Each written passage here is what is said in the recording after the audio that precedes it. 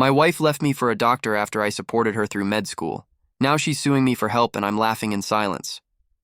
I'm a 34-year-old guy, and I thought I married the love of my life. Emily and I met when we were both broke college kids waiting tables at a greasy little diner off campus.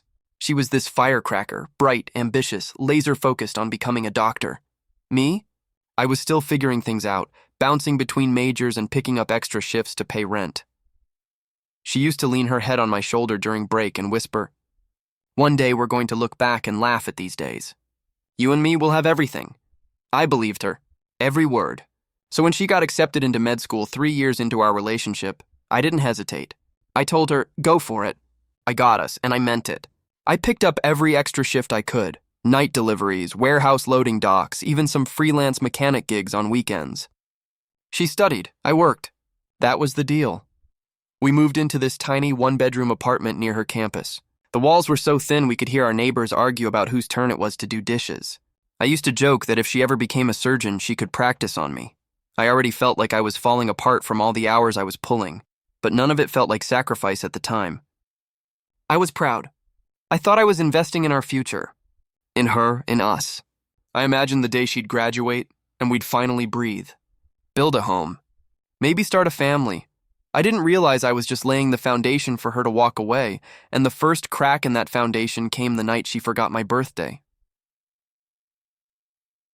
The night of my birthday, I came home from a double shift carrying takeout and a small, cheap chocolate cake I picked up from a gas station. I figured she'd at least light a candle or pretend to be surprised. But the apartment was dark. Her textbooks were open on the table, but she wasn't home. I waited. 2 hours passed before she walked through the door, smiling at her phone. She froze when she saw the cake. "Oh, was that today?" she said, barely meeting my eyes. "I'm sorry. I lost track. We had a late study group. I wanted to be mad, but instead I just nodded. It's okay. You've been busy." I remember eating a slice alone while she took a shower. The frosting tasted like cardboard, but I smiled anyway. Told myself it was just a phase, just the pressure of med school. I convinced myself I was strong enough to hold us both up a little longer, but that night set the tone for the rest of our marriage. I became a ghost in my own home. She'd leave before sunrise for rotations and come back after midnight. When we did speak, it was about logistics, bills, groceries, her exams. I was the silent partner in a one-woman empire she was building. Once I tried to talk to her.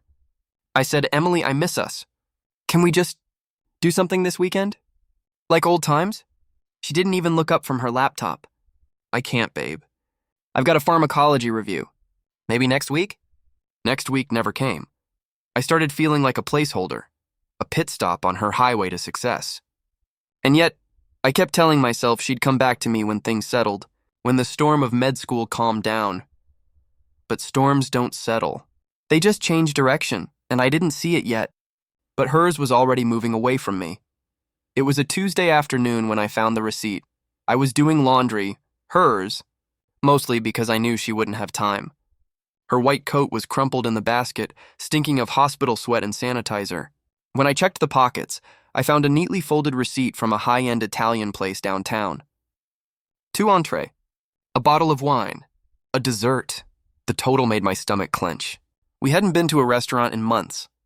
I asked her about it that night, trying to sound casual. "Hey, did you go out to eat recently?" "Found this in your coat." She barely blinked. "Oh yeah. Dr. J took a few of us out to celebrate finishing rounds. It was last minute," I nodded. But something about the way she said it, it was too smooth. Too prepared. I wanted to press, but the moment passed. I convinced myself I was being paranoid. She was working insane hours, surrounded by mentors and residents. Maybe I was just insecure. Maybe I was tired. But then the changes started showing up in small ways. She stopped wearing her frizzy ponytail and started curling her hair. She bought perfume I'd never smelled before, floral, sharp, expensive. Her scrubs got tighter. Her makeup got heavier. When I asked, she laughed and said, "Hospitals are political. It helps to look sharp." I wanted to believe that. God, I needed to. Because the alternative, that my wife was changing for someone else, was too painful to face. So I swallowed my suspicion. I buried the receipt in the trash. I told myself love means trust, loyalty, patience. But deep down, something cracked. A part of me, some quiet, honest part, started whispering, "She's not yours anymore." It was around 11:47 p.m. when I saw the message pop up on her iPad. She had left it on the kitchen counter, screen still lit from a Spotify playlist she'd been using while showering. I wasn't snooping. I wasn't even trying to look. But when I walked by with a basket of folded towels, I caught 3 words that made my blood run cold. "I miss you." The sender? Just listed as Dr. J. I stood there frozen, towel still in my arms, heart racing so loud I couldn't hear the water anymore. It was like time stopped and snapped in half. The message vanished as quickly as it appeared, and I didn't know if I should scream, cry, or pretend I never saw it. When she came out, fresh-faced and humming like nothing had happened, I sat her down. "Who's Dr. J?" I asked, voice as steady as I could manage. She blinked, then laughed. "He's just a resident. Everyone calls him that." I pressed a little more. Told her I saw the message, her eyes narrowed. "Are you spying on me now? Seriously? I bust my ass all day while you sit at home wondering who texts me?" It was like a slap to the face. I wasn't sitting at home. I was running deliveries and fixing busted plumbing jobs to keep our lights on. But somehow in her eyes, I'd become the needy burden, the insecure husband, the obstacle in her rise. She turned it all around on me, made me feel guilty, made me apologize. That night I lay awake staring at the ceiling, trying to convince myself that love can survive this kind of doubt. But deep inside, I knew. I wasn't her partner anymore. I was just her provider. The day she graduated from med school should have felt like a victory for both of us. I had this dumb idea in my head that it would be our moment. That after everything, the sleepless nights, the money stress, the silence, the distance, we'd finally breathe. Smile. Remember why we started this together. Instead, I sat in the back row of the auditorium, sweating through my only decent shirt, watching her walk across the stage to a round of applause that didn't include me. Her parents were front and center, crying, filming, clapping like she'd just won an Olympic gold, and I was there alone. No seat saved for me. No proud glance back. Just a sea of strangers and the roaring echo of everything I gave up for her. When she got her diploma, she thanked her mentors, her professors, her classmates. She even mentioned her incredible support system during a small speech at the post-ceremony gathering, but not once. Not once. Did she mention me? I stood off to the side, clutching a paper plate of bland catering food, trying not to fall apart. One of her cousins asked me if I was her friend from high school. I smiled and nodded. That night, she didn't come home. She texted me at 2:14 a.m., crashing at a classmate's place. "Long day. Don't wait up." I stared at the message for 5 minutes before locking my phone and putting it face down. I lay in our bed alone, in the apartment I paid for, surrounded by the silence I had gotten too used to. That was the night something in me broke. Not from rage, but from realization. She'd graduated from more than just med school. She'd graduated from US. 2 weeks after the graduation, she came home with a suitcase in one hand and a strange calmness in her voice. "We need to talk," she said, like she was ordering coffee. I sat down, heart thudding.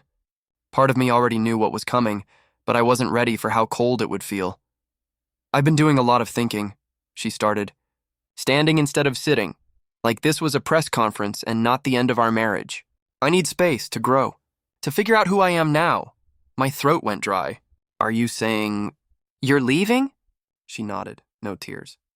No tremble in her voice. Just a mechanical, almost rehearsed tone. "I've packed most of my stuff. I'll send for the rest." I didn't say anything. I couldn't. I just watched her walk into our bedroom, my bedroom, grab a duffel bag, and roll it out without a single glance at the photos on the wall. The one from our first beach trip, the one from our anniversary, all still hanging there like ghosts. A month later, I found out through a mutual friend that she was officially dating Dr. J. They had been seeing each other for over a year, long before the graduation. Long before she asked for space. It wasn't a breakup. It was a trade-up. In her eyes, I was the starter husband, the one who paid the toll for her to ride into the life she really wanted. I remember staring at our wedding photo one night, tracing her smile with my thumb, wondering how someone could change so completely. But the truth is, maybe she didn't change at all. Maybe she just revealed who she'd always been, and I was just the fool who funded it. After she left, the silence in the apartment didn't feel peaceful. It felt like absence with a heartbeat. I'd wake up at 5 a.m. like I always did, half expecting to make her coffee, iron her coat, pack her lunch. But now there was no one to do it for. The routine still ran, but the purpose was gone. I was just going through the motions. The worst part? The bank account. She had student loans in my name, co-signed, just to help her get approved, she said. Tens of thousands. Her car lease was in my name too. The utilities, all me. While she had been transforming into a doctor, I had been transforming into a walking liability. I tried to cancel her phone line on the shared plan. She had already transferred it, under her own name now. Free and clean. Meanwhile, I couldn't get approved for a used car loan because my credit was wrecked. I started piecing together just how deep it went. The spa treatments. The new wardrobe. The expensive dinners. The conferences. All of it, my card. My overtime. My blind faith, I realized she never intended to stay. Maybe she loved the idea of us once. But when ambition knocked, love took a back seat, and I was just the passenger she forgot to let out. I once overheard her on the phone with someone, before things fell apart, saying, "He's always just been supportive. He'll be fine," like I was some kind of emotional airbag, designed to absorb impact and disappear. It hit me one night as I sat alone on our torn-up couch, staring at old messages where she called me her forever. She never meant forever. She meant until she didn't need me anymore.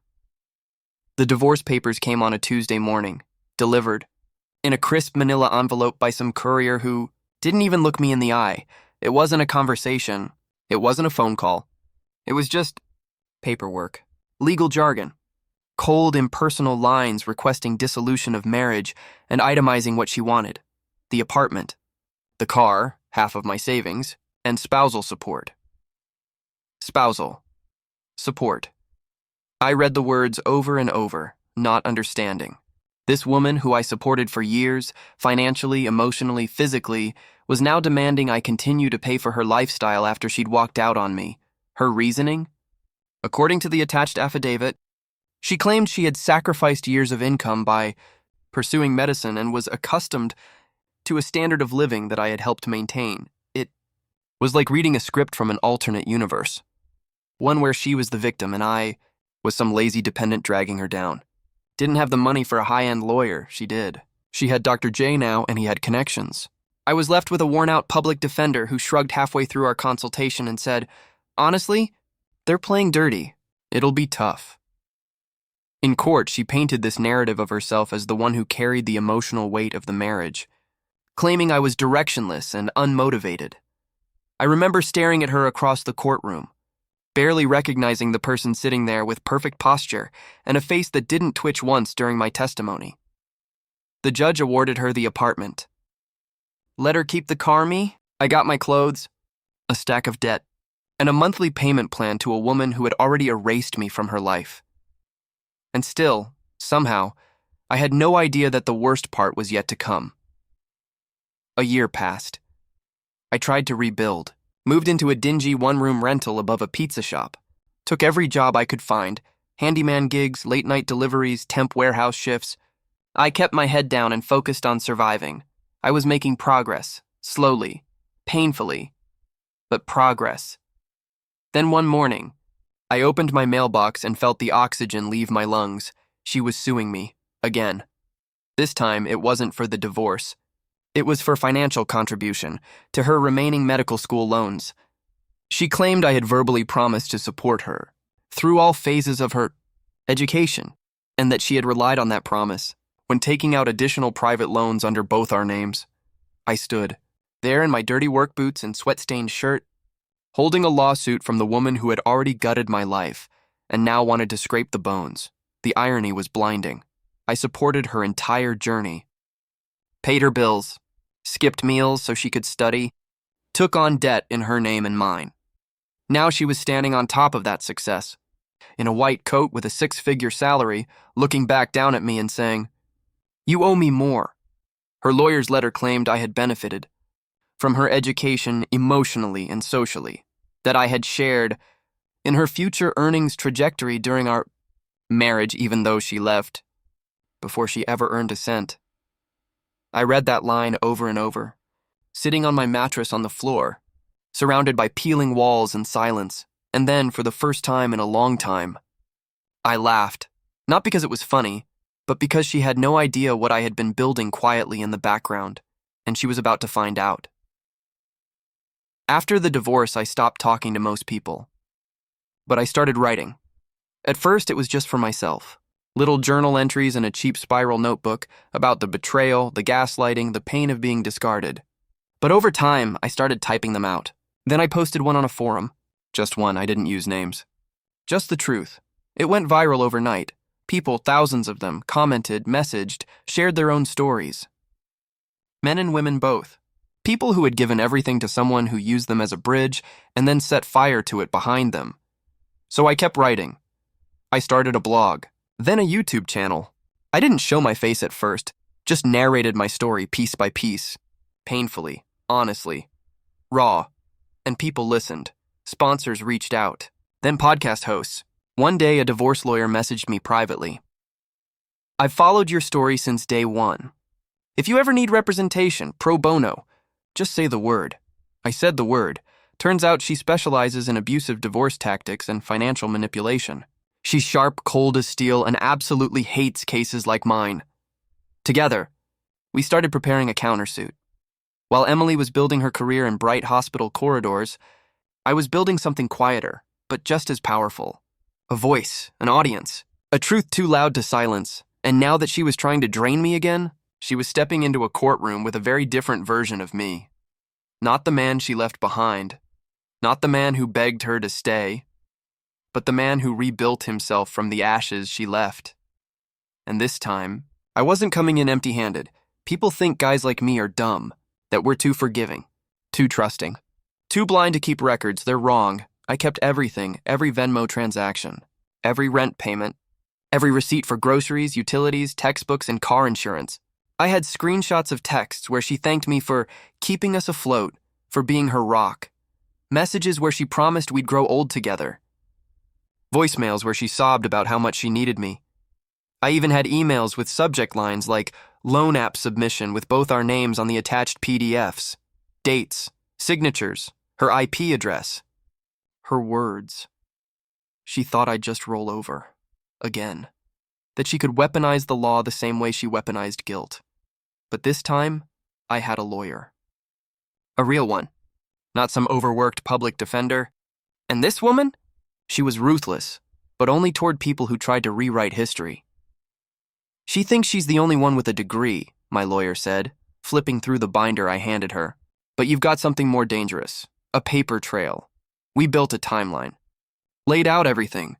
From the day I started supporting Emily's schooling to the day she left with a new man and a suitcase full of clothes I bought, we had screenshots of her affair, messages with dates that overlapped with her supposed study sessions, restaurant reservations, Uber receipts to his apartment, even selfies they took during the time she told me she was staying, late for rounds. It wasn't just about proving I didn't owe her anything. It was about showing who she really was behind the white coat and courtroom smile. And when my lawyer looked at me and said, "We're not just defending, we're going on offense," I finally felt something I hadn't in a long time. Control. The courtroom was cold, physically and emotionally. I sat at the defendant's table in a button-up shirt I hadn't worn since our anniversary dinner 2 years ago. Emily walked in 10 minutes late, dressed like a magazine cover, sleek suit, designer heels, not a single hair out of place. She didn't look at me. Not once. She didn't have to. She thought she'd already won.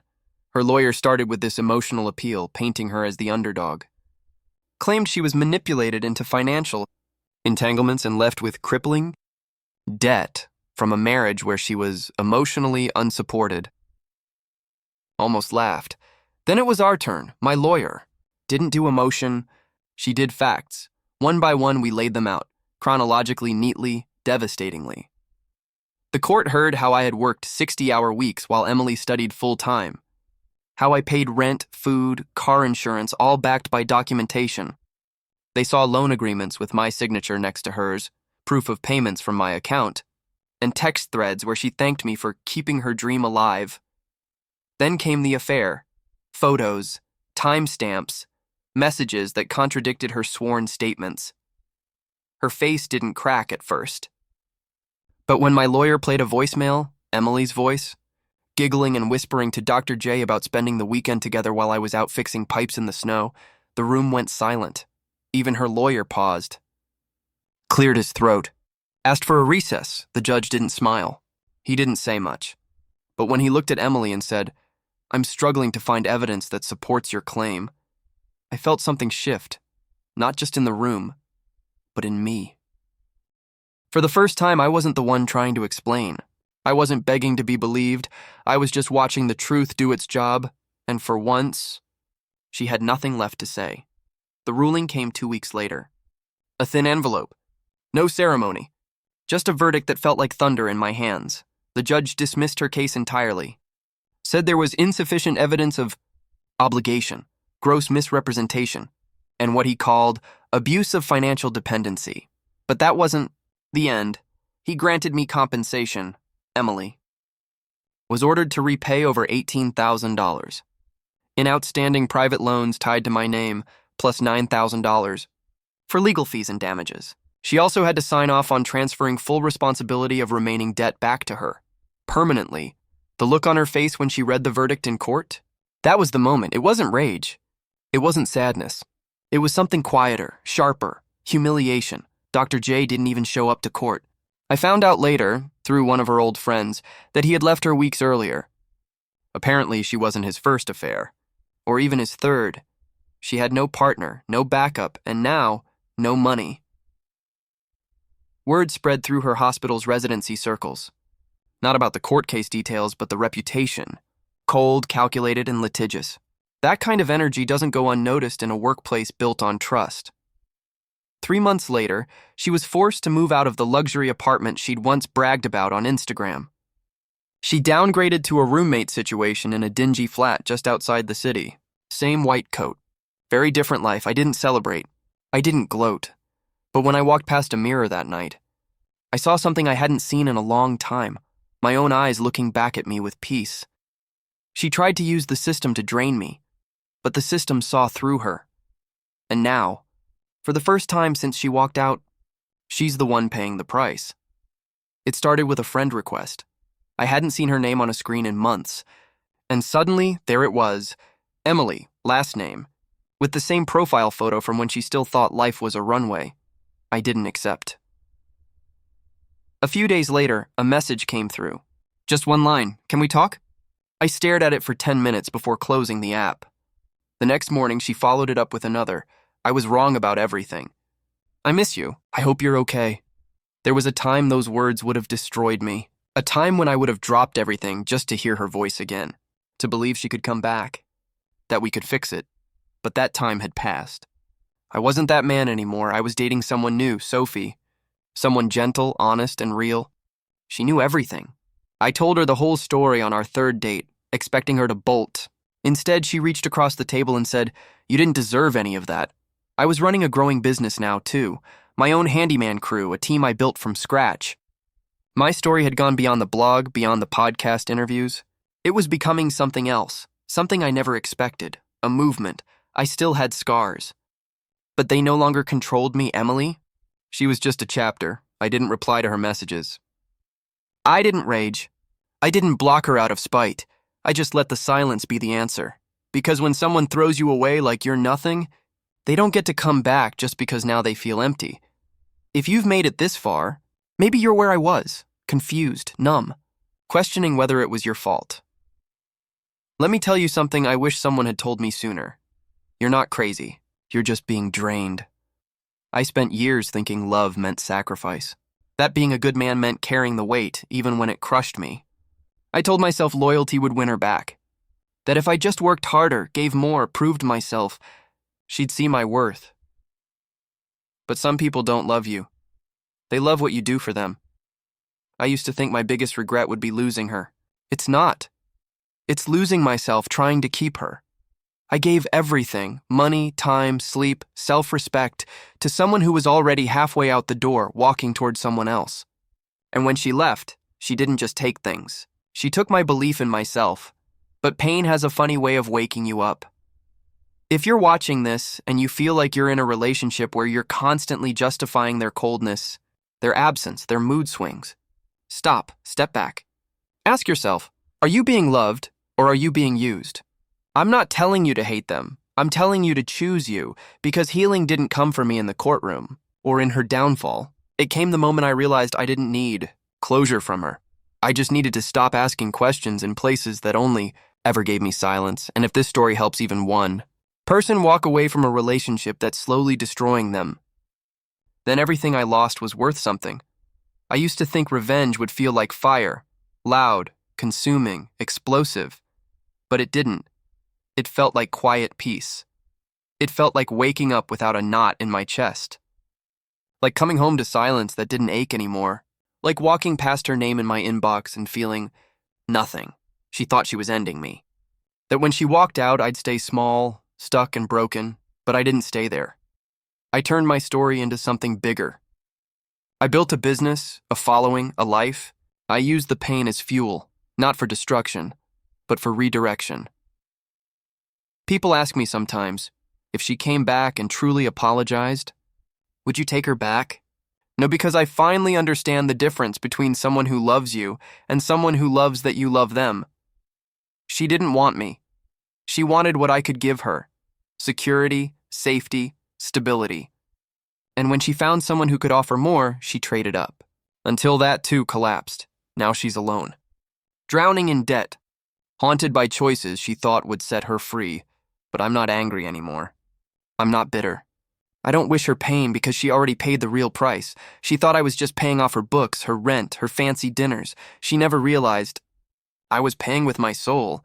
And when she threw me away like a receipt from a meal I bought, she didn't just lose a provider. She lost a man who would have walked through fire for her, and no amount of degrees. Designer handbags or courtroom victories will ever buy that kind of loyalty again. So if you're wondering what happened to me now, I'm good. I'm healing. And I'm laughing, not because she's losing, but because I finally stopped.